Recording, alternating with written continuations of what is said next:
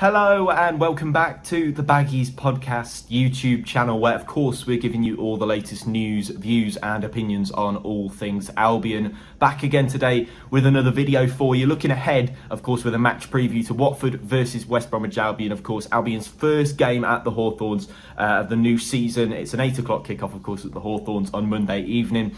Yeah, it's going to be a really interesting game. Of course I'm in a slightly different location today from what yourselves are used to in the studio, but still going to do this match preview for you. Still going to take a look through all the opposition and insight that we need, hopefully getting a bit of insight from a Watford fan from the Voices of the Vic podcast, which would be nice to hear what they have to say about the game. And then of course a bit of an Albion insight with a predicted lineup, and of course the usual Albion chatter that you can find here on our channel. But yeah, before we crack on, make sure you subscribe to the Baggies Podcast YouTube channel for more content like this throughout the season. There's a match preview for every single Albion game, match reactions as well, and of course podcasts coming up very, very soon after we've played this sort of round of fixtures. But yeah, it's going to be an interesting match to watch, and yeah, hopefully a really big Hawthorns bow for Albion. But yeah, make sure you subscribe, comment your score predictions down below, and let's crack on with this match preview. You're watching the Baggies Podcast YouTube channel.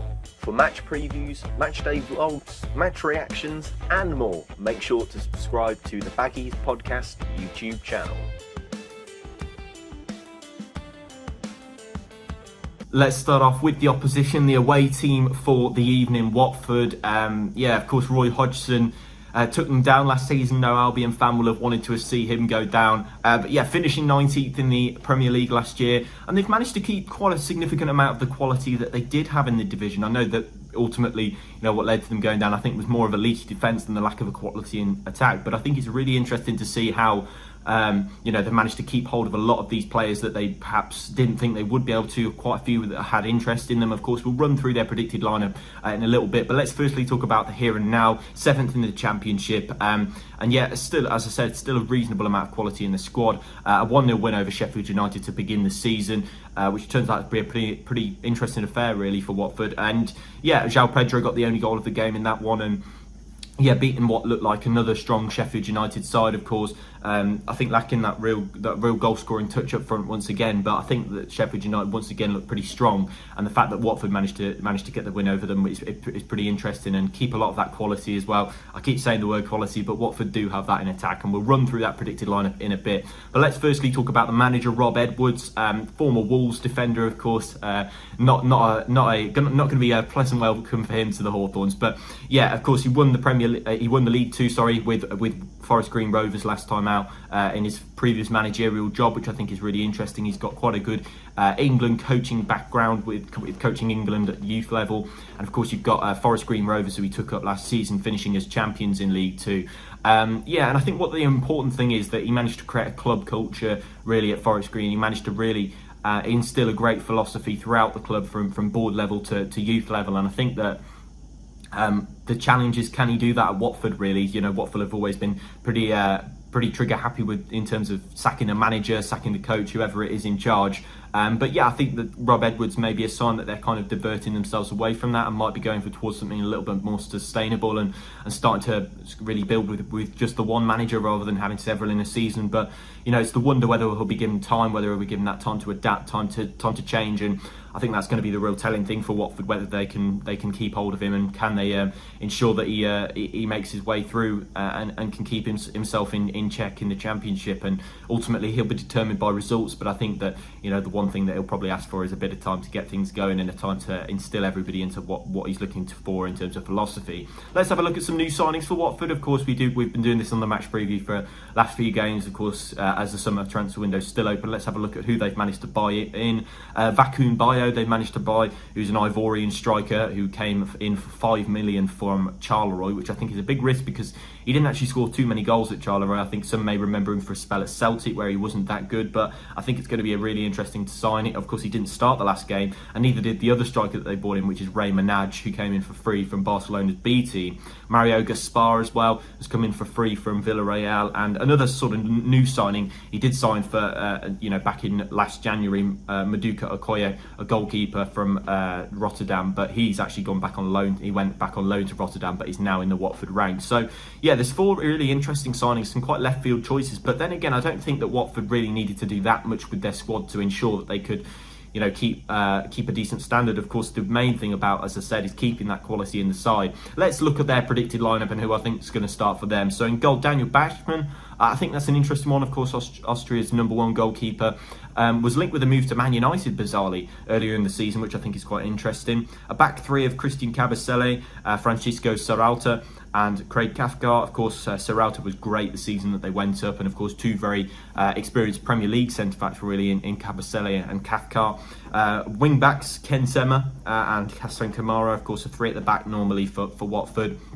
Kamara is a really interesting pick. I think that it's surprised that he's been able to stay on. He showed a lot of glimpses of some really good quality when they were with in the Premier League, actually. Tom Cleverley and Edo Kayembe in the midfield, and then a front three of Ismaila Sarr, João Pedro and Emmanuel Dennis. Now the quality in that front three, Sarr and Dennis, they're two pretty decent Premier League players, let alone for the Championship. Dennis was really good against Sheffield United. I think he completed 9 dribble, the most in the match, and I think that's really interesting to see. But yeah, we've talked enough about Watford, but let's hear somebody who knows this stuff on Watford. Let's hear it from Mike from the Voices of the Vic podcast. Let's hear what he has to say ahead of the game. Hi, it's Mike here from Voices of the Vic podcast. I'm here to talk to you about Watford against West Bromwich Albion from a Watford perspective. First things first, Rob Edwards, the new man in charge. What do I think of him? I think from what we've seen already, and it might be a bit premature to sort of assume this so early on, but he's breathed a new, breath of life into Watford. Obviously, the last two coaches being the two oldest managers we could find in football, in the form of Claudio Ranieri and Roy Hodgson, couldn't do the job that we wanted them to do, which was disappointing. But Rob's come in, he's changed the way that we want to operate, the attacking, flowing football, counter-attacking football, showing passion, showing desire, showing fight, determination. And that's all we want as Watford fans. We've gone from watching probably one of our worst seasons as in a Watford team to already in pre-season and the game against Sheffield United. There's so many differences between the two. Yes, you could argue that it's because we've dropped from the Premier League to the Championship, but still the way that we're operating and the passion and the desire, it's there. It wasn't there last season. So that was a big thing. In terms of where I think we'll finish this season, on my personal Championship prediction table, I have gone for 5th place for us to finish. If we bring in a number 9, if we lose Dennis or Sarr, we could possibly bump up to automatics. I think a lot of it is going to rely on whether we keep that front three of Sarr, Dennis and Pedro. I'd be very surprised if we kept all 3 of them. If we did, then absolutely I think we can get automatics. But being sensible, I've gone for Watford 5th. I've actually gone for West Brom to finish in the playoffs as well, which brings me nicely on to how I think West Brom are going to do. I think the squad that you've got, the signings of John Swift and Jed Wallace, very good transfers. Personally, I think the only thing holding you back is Steve Bruce in charge. Yes, Bruce, he's done well in the past of getting teams promoted. He's got a decent CV, a good track record of getting teams promoted. The only problem is, I think football's moved on up here, whereas Bruce is still sort of down at this level. So he hasn't progressed the way that football has. His style of football isn't easy on the eye, and he's not progressed his football style with the times that are changing in football.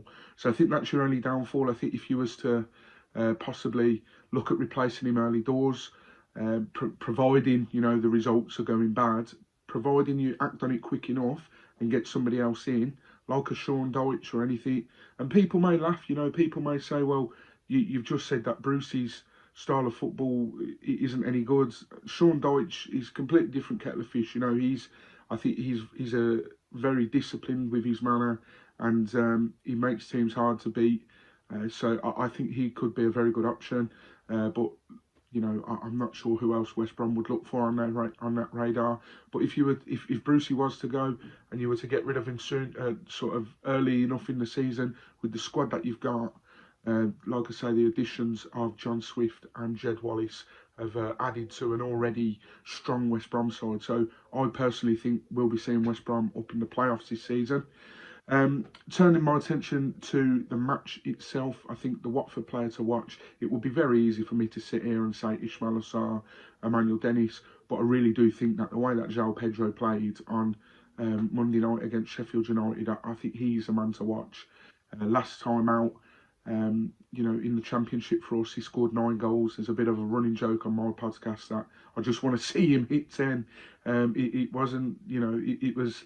I'm sure it was tough enough for him not finishing on a nicely rounded number like 10 and finishing on 9 goals. But seriously, if he plays the way that he did on Monday night, we are in for one hell of a ride, and João Pedro's in for one hell of a season.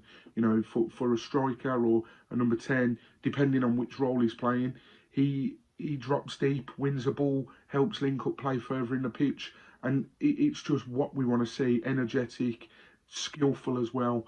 And he's decent finisher as well, which is very, very good. So he's probably the Watford man to watch. I know that might be an obvious pick, but he was just on fire against Sheffield United, actually winning man of the match that game. And then to finish off nicely, the score prediction, it's going to be a tough one. Listen, from memory, I can never remember us winning at the Hawthorns. And like I say, you've got a good squad. Bruce, although his football may be frowned upon, he does make teams hard to beat, in my opinion, and that's mainly because of how negative his football can be at times.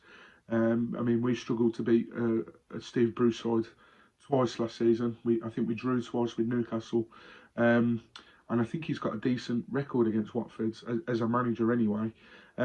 I'm going to say a 1-1 draw. I know you boys drew 1-1 against Middlesbrough. You're not going to be wanting to draw 1-1. You're at home. It's under the lights. You're going to want to get a good crowd in and take the game to us. But I think 1-1. I think Sheffield United didn't really test us as much as they thought they would. But I think you've got much more of a threat going forward. Jed Wallace, as I've mentioned already, he was Millwall's top man at making things click. John Swift, not afraid to test keepers from distance, and chipped in with the fair few goals for Reading last season as well. So, 2 players who I think are going to dictate the game very, very well. And I think it's going to be 1-1. I think Jed Wallace is going to score for West Brom, and I think Emmanuel Dennis will score for Watford. He'll get his account open because he was close a couple of times against Sheffield United, perhaps did a little bit too much at times. But 1-1 is my final score prediction. But thank you very much for the guys over at the Baggies Podcast for having me on. Like I say, I'm from the Voices of the Vic podcast. You can find us on all podcast platforms. And big thanks to Mike for sending that one in. And of course, you can check out the Voices of the Vic podcast down in the description below. But let's start off, of course, and carry on by talking about West Bromwich Albion. Of course, that's the team we're here to talk about, really. 10th in the Championship at this moment in time. Of course, a 1-1 draw with Middlesbrough last time out. A really poor first half, I think it's fair to say. But the second half, I think, was a lot better. I think we were really back to life. And, if I could just draw on that game a little bit, I think John Swift's positioning in that second half was so crucial to what Albion needed to achieve. He was picking the ball up in more dangerous areas. There's sort of a pass map on Twitter the other day where he was controlling the ball inside the opposition third constantly, rather than in the first half. He was essentially pinned back into his own half. So I think that's interesting where John Swift comes into things, and if he's a bit deeper, then I think so are Albion in terms of creativity, and they struggled to get out, and I think they did. But of course the substitutions helped in the second half. I thought when Daryl Dike came on, I thought he looked a different beast. I think the way that he harried and hassled opponents, and Grady Dean Garner as well looked pretty decent. He had a few good runs at the defender. So I think Steve Bruce got things wrong in that first half with Matt Phillips starting and Carl Grant up front. It really left us with not a lot of flair in the attacking areas. Of course, Jed Wallace, John Swift combined for the goal, which was really good to see.